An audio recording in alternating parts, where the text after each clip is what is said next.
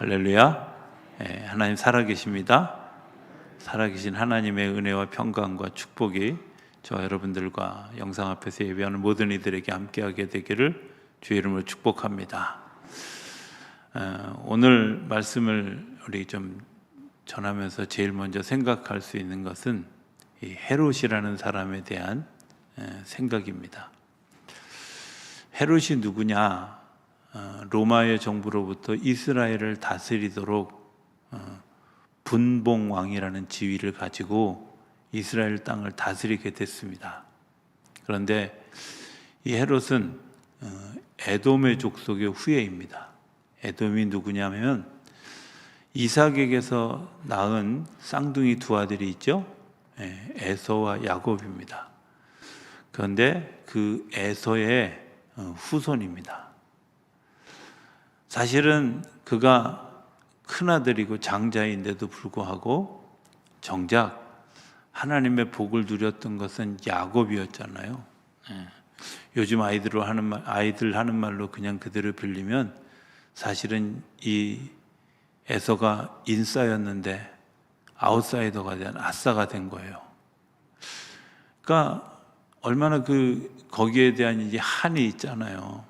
내가 사실은 그 하나님의 복을 받아야 될 그런 그 적자인데 적자의 복을 그리고 인정받는 하나님께로 인정받는 복을 야곱에게 다 뺏기고 이들에게는 어떤 DNA가 있냐면 나는 늘 뒤처져 있는 그런 아웃사이더에 있는 그런 족속이다 이런 것 그리고 그들 나름에 가지고 있는 열등의식이 기본적으로 있었던 거죠. 그런데 이 헤롯도 그런 마음이 있었던 거예요. 그런 마음을 가지고 이제 여러 가지 생각을 하다가 내가 이 아싸에서 인싸로 들어가는 방법이 도대체 뭘까? 이제 이런 고민을 하고 사람들에게 어떤 혜택을 보면 좋을까? 이런 고민들을 하게 되어졌습니다. 그리고 선택한 것이 그래 성전을 짓자 이런 거였어요. 이스라엘 백성들에게 있어서 성전은 굉장히 중요한 역할을 하거든요. 성경의 역사를 전체를 보면 이스라엘 백성들이 성전을 중심으로 성전을 짓고 성전이 무너지고 하는 일들에 그들의 역사가 다 같이 있었던 거예요. 가장 첫 번째 성전은 에덴 동산에서 있었던 성전입니다. 성전을 우리가 생각할 때 건물을 먼저 생각하게 되는데 사실은 건물보다 더 중요한 것, 성전은 내가 하나님을 만나고 하나님 안에서 많은 사람들이 영적인 교제를 나누는 자리가 성전이에요. 그러니까 에덴 동산에서 아담과 하와가 하나님을 만나고 자유롭게 살았던 그 에덴 성전이 어쩌면 최초의 성전이죠. 그리고 그곳에서 정말 기쁨을 누리고 평강을 누리는 일들이 있었고 사실은 진짜 교회의 모델이 뭘까? 에덴 성전이죠. 이름이 에덴 성전이 아닙니다. 왜냐하면 에덴 성전이라는 이단 교파가 있어요. 괜히 또 에덴으로 다 가면 곤란합니다. 그거 얘기하는 게 아니라 에덴 동산에 있었던 그 성전을 얘기하는 거죠. 이 에덴 성전에서 인간이 불순종하고 죄를 짓고 난 다음에 그것으로부터 쫓겨나서 그들이 하나님을 만날 만한 장소가 없었습니다. 그래서 한 사람을 택해서 족장들을 세워가고 그 족장들이 세워진 것 때문에 이제 이스라엘 백성들이 방황하는 가운데서도 하나님과 근근히 교제를 유지하고 살아가요. 그러다가 노예가 되어지고 출애굽을 하고 광야에 나가서 비로소 하나님이 다시금 그들을 위해서 성전 하나를 만들어 줍니다. 그게 광야에서 지어졌던 장막 성전이죠. 이 장막 성전에서 그들이 예배하고 하나님을 만나고 하나님의 역사를 경험하고 그리고 그 힘에 의지해서 가나안 땅에 들어가게 됩니다. 가나안 땅에 들어가고 그들이 그 가나안 땅에서 살아가면서 이제 정말 하나님을 만나는 기쁨을 누려야 하는데 지난주에 얘기했던 그 사사시대에 자기 마음대로 하는 일들이 일어나면서 이 장막에 있는 성전 언약궤는 있지만 이 장막 성전이 의미가 없어진 거죠.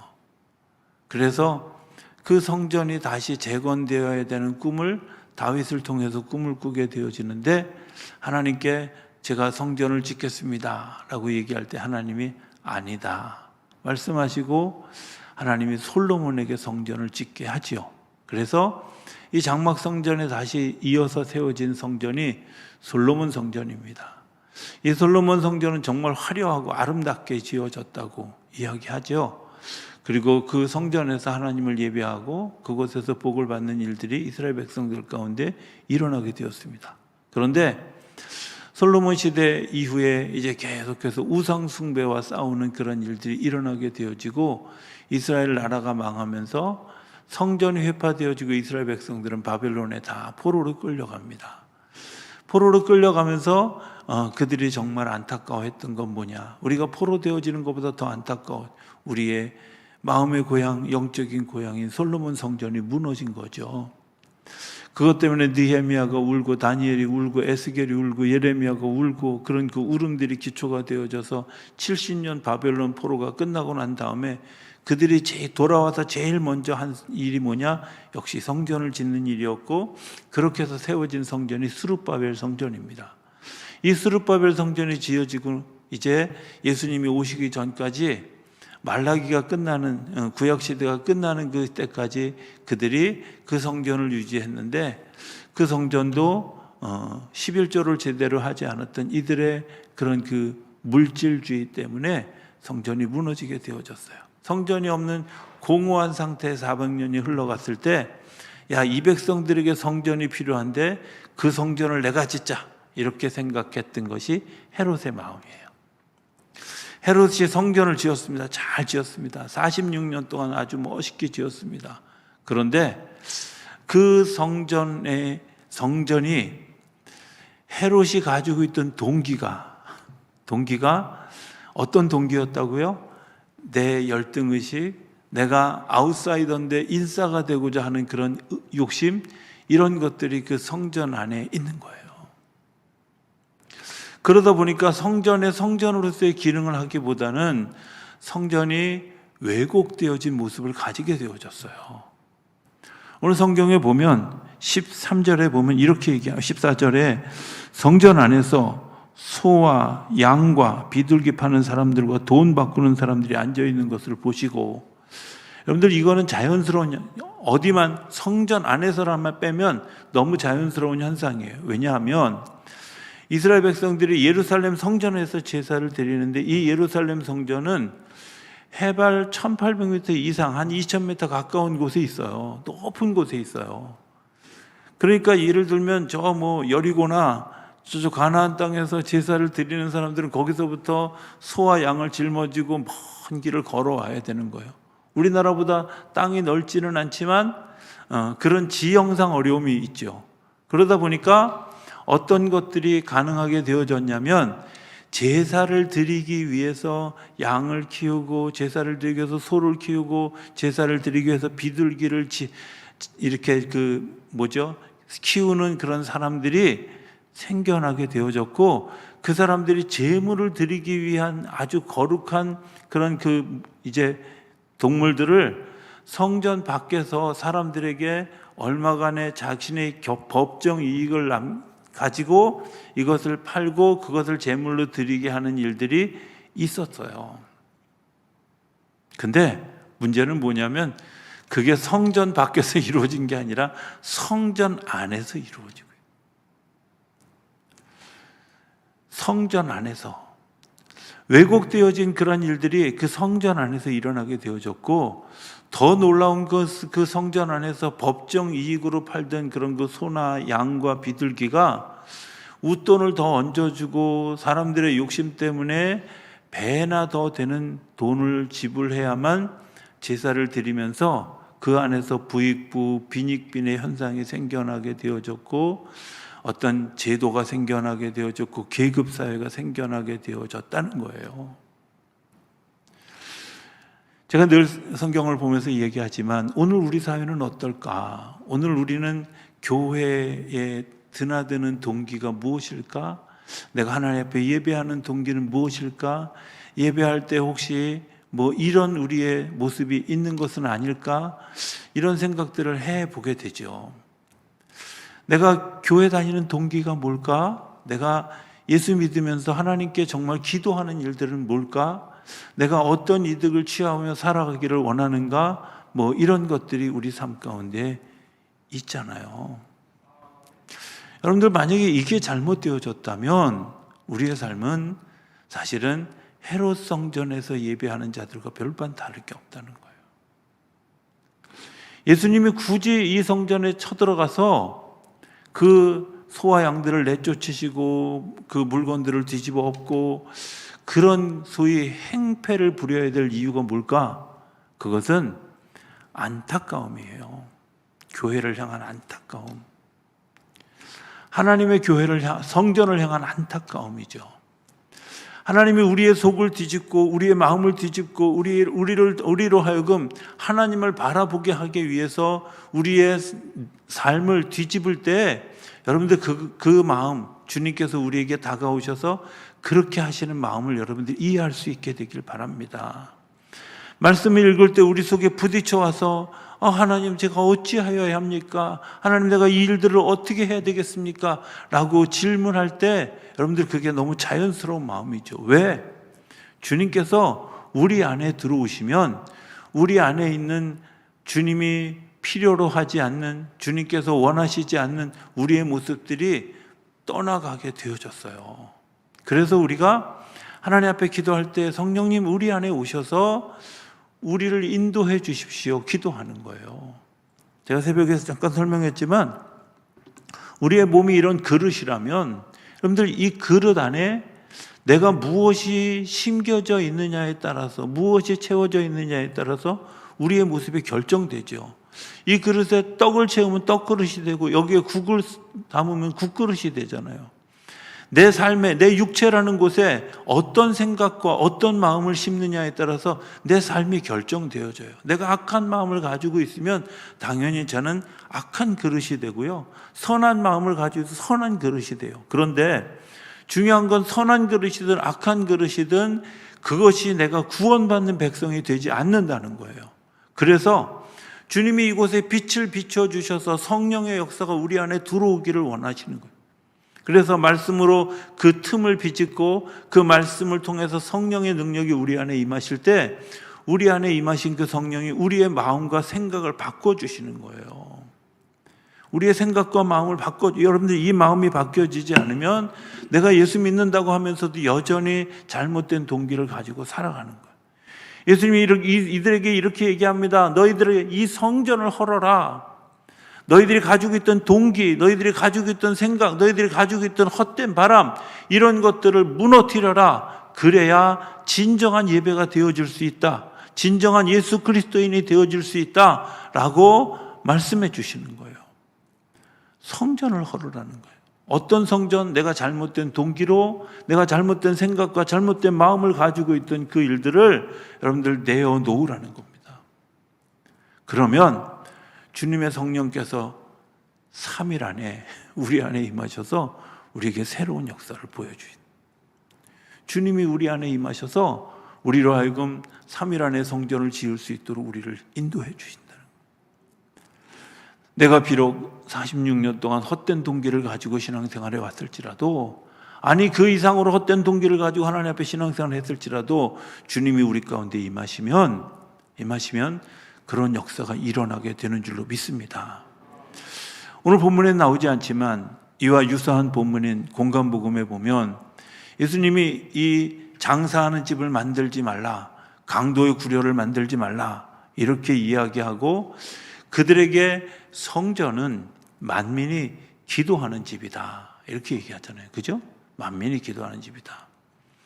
만민이 기도한다는 거, 우리가 이제 기도를 자꾸 내가 뭘 하나님께 올려드리는 것으로 생각하는 분들이 있어요. 저는 기도한다는 말을 좀 다른 말로 쓰면 인터뷰한다고 이렇게 생각해요. 이 인터뷰도 사실은 조금 왜곡된 면이 있어요. 제가 목회하면서 이제 목사 안수를 받기 위해서 정의원이 되기 위해서 해마다 이제 인터뷰를 하죠. 그 인터뷰는 뭐냐면 여러 목사님들이 쭉 계시고 그 목사님들이 저한테 질문하는 거예요. 목회는 잘해? 이런 것부터 시작해가지고 여러 가지들을 질문해서 그 질문을 통해서 제가 목사가 될 자격이 있는지 우리 기독교 대학 감리의 정의원이 될 자격이 있는지를 검사하는 자격 심사를 이제 인터뷰라고 하는데요. 그 인터뷰를 통해서 이제 하는데 좀 그 인터뷰가 할 때마다 좀 마음이 아프더라고요. 괴롭더라고요. 왜냐하면 인터뷰라는 게 그런 거 아니에요? 그 사람이 나한테 질문했으면 나도 그분한테 좀 질문하고 이렇게 대화가 돼야 되는데 무슨 인터뷰가 자기들만 물어보고 난 대답만 하라고 얘기해. 그죠? 우리 장로님들도 장로대기에서 3년 동안 그런 거 하잖아. 억울하시지 않으셨어요? 그런 인터뷰 해요. 또 제가 양문교회 지원할 때 양문교회에서 뭐 인사구역 교회원들이 다 모여가지고 인터뷰하는데 자기들만 물어보더라고.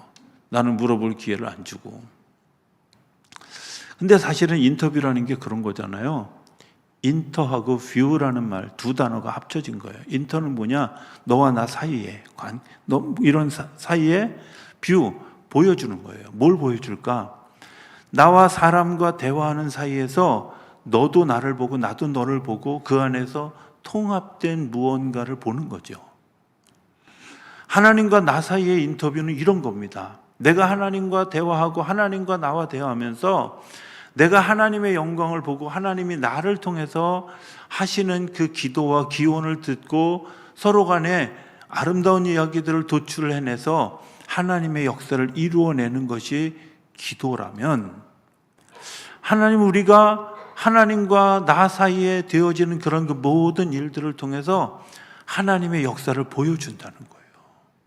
하나님의 역사를 보여준다는 거예요. 신기한 게 하나 있어요. 우리 몸에 전 두 가지가 굉장히 신비라고 생각하는데, 하나는 귀입니다. 귀.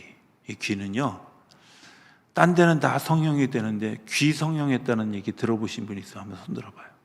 귀를 못 건드려요. 왜 못 건드리냐면 이 귀로부터 시작되어진 모든 것들이 굉장히 복잡해요. 그런데 그 귀는 세상과 나를 연결하는 굉장히 중요한 도구예요.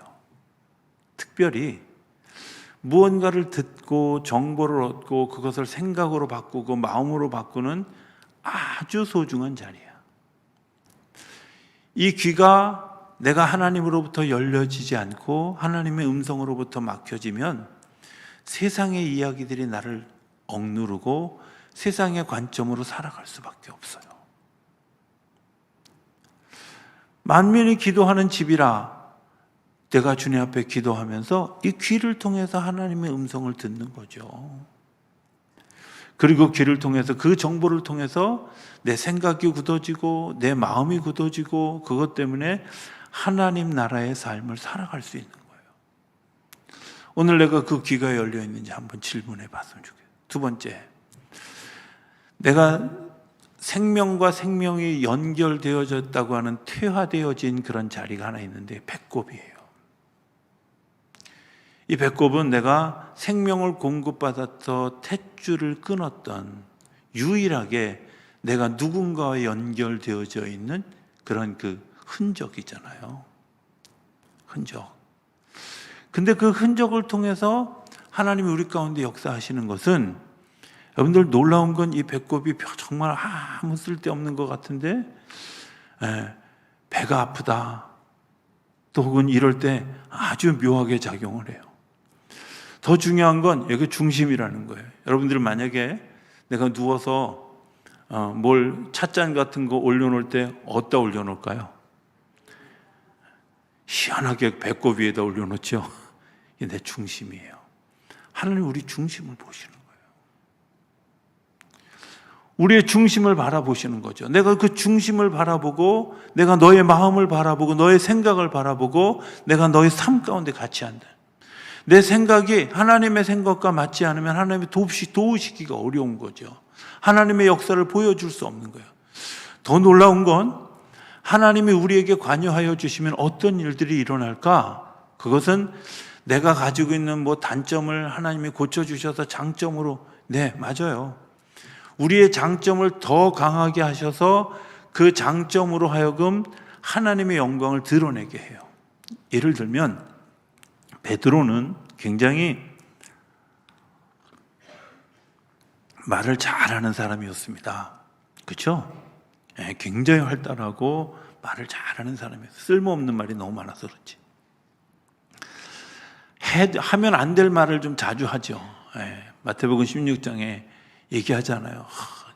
너희들은 나를 누구라 하느냐. 그러니까 아주 씩씩하게 나서서 주는 그리스도시여 살아계신 하나님의 아들이십니다. 그래, 잘했다. 내가 천국의 열쇠를 너희에게 주겠다. 그러고 나서 예수님이 뭐라 그러셔요? 내가 이제 죽을 건데 죽은 후에 3일 후에 부활하게 어쩔 것이다. 그러니까 또 나서요. 예수님 절대 그러시면 안 됩니다. 분명히 그 안에 충성심이 있는데요, 예수님의 뜻을 모르는 거죠. 그러니까 예수님이 뭐라 그래요? 사탄아, 내 뒤로 물러가라. 베드로가 한 말 중에 쓸모 있는 말도 많지만 쓸모없는 말이 많았어요.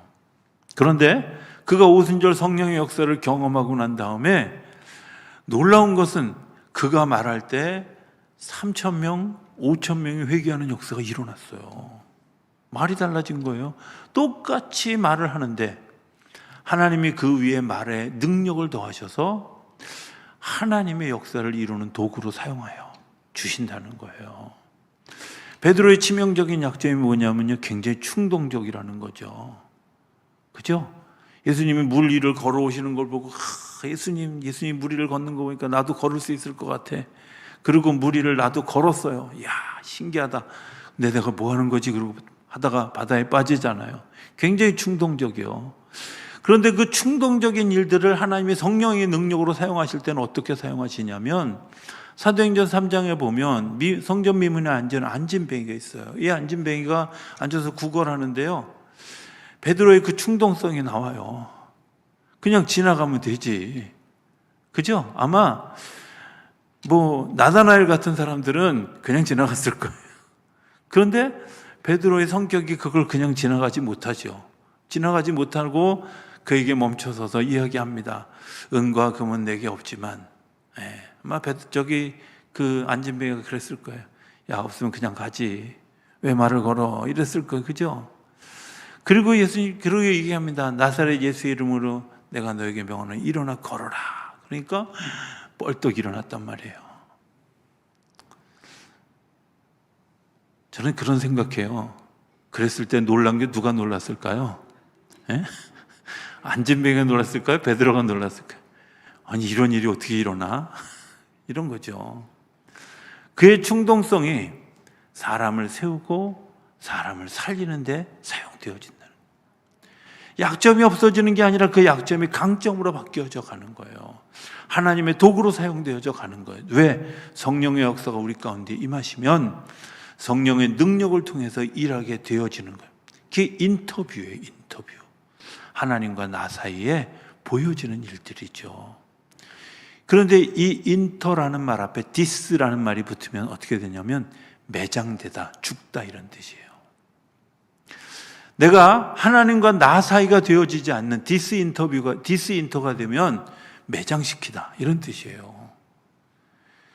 하나님과 나와 관계가 끊어지면 죽었고 영이 죽었고 혼이 죽다 보니까 육체적인 일만 하게 되어진다는 거예요.